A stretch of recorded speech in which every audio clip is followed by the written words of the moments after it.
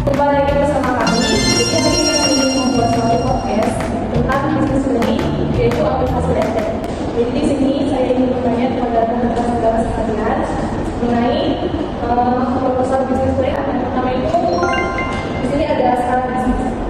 Menurut saudara Ella, bagaimana sih skala bisnis dari aplikasi sendiri? Baik, saya akan menjelaskan. Jadi ada skala bisnis di proposal kami yang merujuk kepada kapasitas suatu perusahaan untuk meningkatkan produksi atau layanan secara profesional dengan meningkatkan permintaan atau kebutuhan pasar.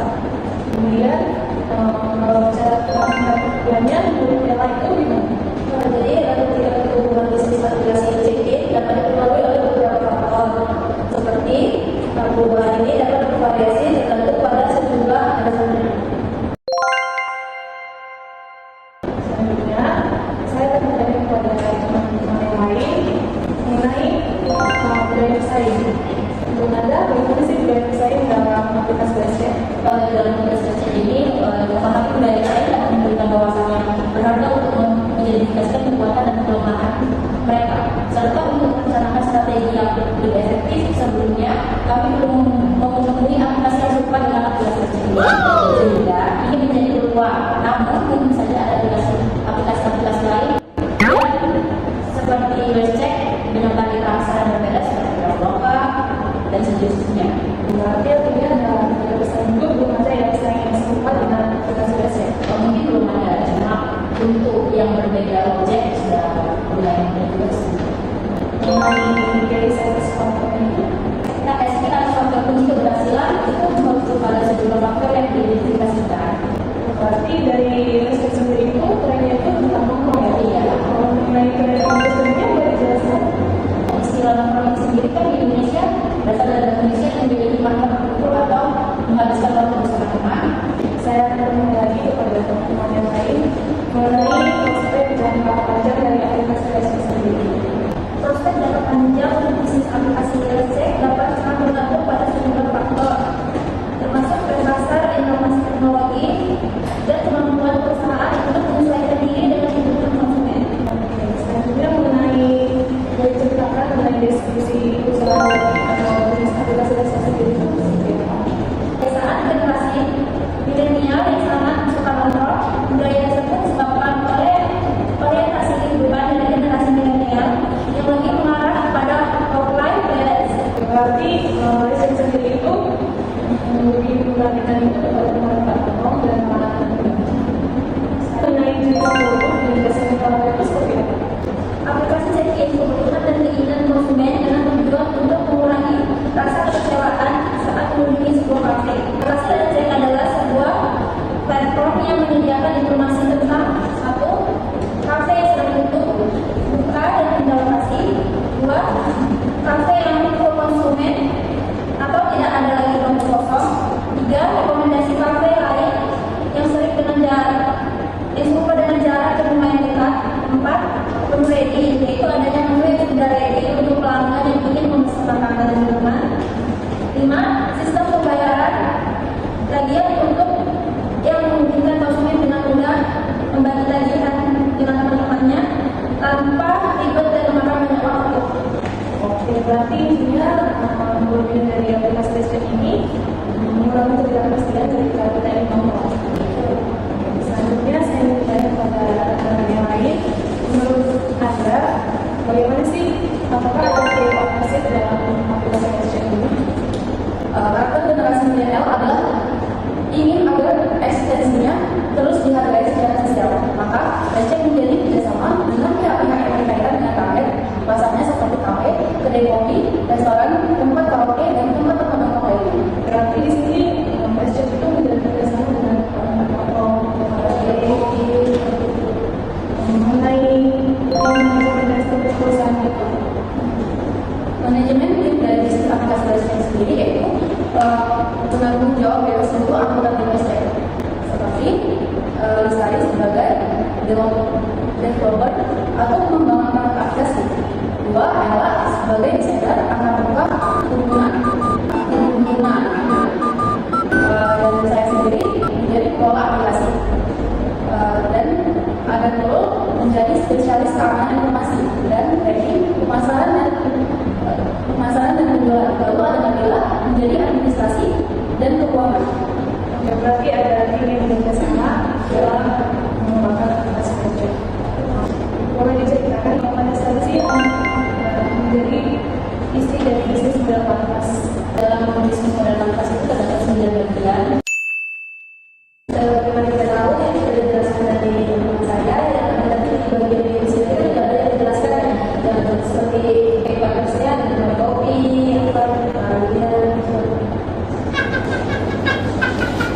Oke, baik, terima kasih. Selanjutnya, saya juga bertanya kepada teman yang lain.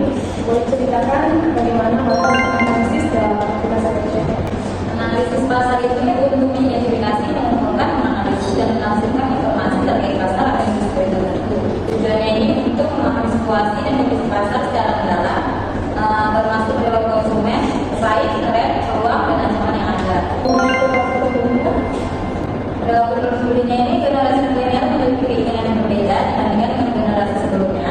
Mereka lebih fokus pada eksistensi sosial dan penampilan diri di media sosial. Perilaku pembeli dari muslim itu ini pada eksistensinya di media sosial. Karena sebagai yang kita tahu anak-anak muda sekarang kan biasanya nih kalau lagi nongkrong udah update gitu kan, negara penting gimana ini gitu kan, lebih ke ikuti lifestyle Yang lebih mengenai analisis pesaingnya pada aplikasi itu seperti apa?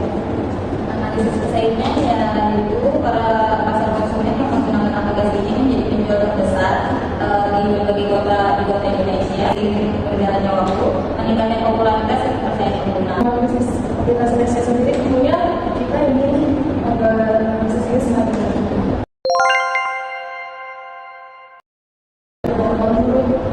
Teman-teman sekalian, bagaimana sih perencanaan pemasaran yang akan dilakukan agar aplikasi sendiri berkembang? Perencanaan pemasaran tentu ada proses dan siklus penjual. Pada aplikasi ini kami melakukan penjualan secara langsung, yaitu dengan mempromosikan fitur-fitur website kepada pihak-pihak yang bersangkutan seperti pihak kafe, restoran, dan pihak lainnya, serta kami juga mempromosikan fitur website ini melalui media sosial dan tentunya kan kalau remaja pasti memiliki akun media sosial. Ini apakah yang otomatis saja bisa? Menurut saya sih semua kalangan ya, tapi kan karena sekarang kita tidak konteks dari ini, itu kan karena memang banyak anak muda ya, yang berbicara kayak anak muda ini, kafe ini, oh ya ini bagus ya, Tadi kan sudah ada perencanaan pemasaran. Jadi, bagaimana sih desain dan rencana pengembangan selanjutnya akan dilakukan? pada aplikasi ini kami lebih berfokus pada desain antar muka dengan pengguna, merancang antar muka pengguna yang intuitif, menarik dan mudah digunakan. Kemudian ada rencana pengembangan aplikasi website yaitu seperti penentuan anggaran dan sumber daya, pembuatan itu pengembangan dengan agar para pengembang nanti pengembangan yang memiliki keterampilan dan keahlian pada diri masing-masing. Berarti untuk kedepannya, website sendiri itu punya rencana untuk melakukan pengembangan agar berkembang tentu saja. Dari sisi rencana operasional sendiri, itu seperti apa? Proses teknologinya itu bisnis dapat mendapatkan perusahaan pada aplikasi website, bisnisnya mengenai waktu buka, saat tutup, pindah, atau operasi lainnya. Dan ini dapat diakses setiap hari sehingga informasi diberikan selalu terbaru. Seperti kayak kita itu ada apa ya di aplikasi itu kayak ada update setiap itu, jadi kita bisa mengenai begitu mengetahui itu terbaru dari aplikasi itu. Yang kedua itu dapat login ke aplikasi website dengan mengisi nama kafe yang ingin cek informasi yang mau pencarian seperti aplikasi Google kan, biasanya kita langsung cari itu langsung muncul tuh kita tahu kafe ini gitu kan. Yang keempat, jika sudah menemukan kafe yang dicari, kemudian melakukan mengecek dan melihat informasi kapan kafe buka, sudah tutup atau bahkan sudah pindah lokasi. Seperti mana kita tahu, biasanya kalau kita buka kafe itu kan dia itu ada yang buka pada jam 9, tutup sekian ini. Terus itu kita boleh tuh lokasi dan tracking dari kafe tersebut. Terus yang kelima, tidak hanya itu, lalu dapat mengecek menu lain yang disediakan di aplikasi ini sesuai dengan kebutuhan keinginan pelanggan. Terus yang kita tahu ini kan biasanya ada tuh ulasan foto gitu kan kayak menu apa, ada yang kayak komen kayak ini gitu. Jadi aplikasi itu menyediakan info yang seperti itu. Itu aja sih. Dapat disimpulkan bahwa aplikasi sendiri ini membantu muda atau bermuda itu yang diberikan oleh kesimpulan tadi memperlihatkan lokasi tempat buat toko pemindahan ini tujuan itu untuk mengurangi ketidakpastian sama kecewaan yang kita ingin menjadi semua. Dapat disimpulkan bahwa testing sendiri itu merupakan ide dari masalah yang sering kita lihat dalam kehidupan sehari, di mana terkadang kalangan muda memiliki masalah ketika ingin nongkrong itu terkadang merasakan kekecewaan akibat kafe yang tutup, kafe yang belum konsumen dan yang lainnya. Mengangkat sebuah ide yang dapat membantu kita semua dalam mengatasi rasa kekecewaan kita ketika ingin nongkrong. Sekian video podcast kami pada hari ini. Bye.